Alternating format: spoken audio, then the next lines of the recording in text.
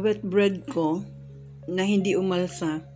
Tsaka, ayan o, sa dami ng nuts na nilagay ko, hindi nga siya umalsa. Siguro, expired na yung yeast ko.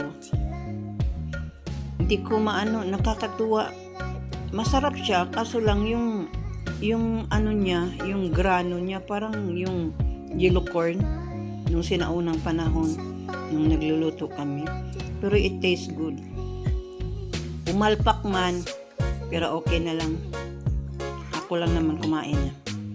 Wet bread na hindi ko need. Bagsak. Pero still yummy.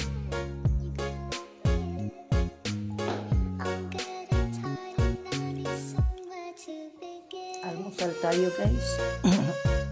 Bagong taon, kumbaga, late ako natulog kanina. So, ito yung pinakauna kong kain itong 2024. Inulaman ko ng hindi ito sponsored, ha. Ayan, oh, masarap siya. Sardinas. Ito yung ginagamit namin doon pag nagpapasta kami. Then, ayan. Simple lang, ako lang naman mag-isa. Nag-coffee ako.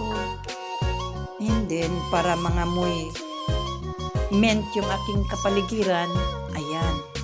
Actually, itatanim ko to eh. Inano ko na lang muna, pinapaugat ko muna yan dyan. Tapos, yung ganito para magkaamoy mint sa paligid, yung ibang dahon, ginanon ko. Ayan.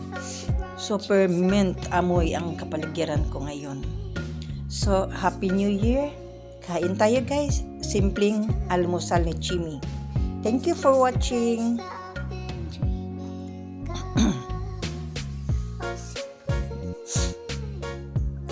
Thank you.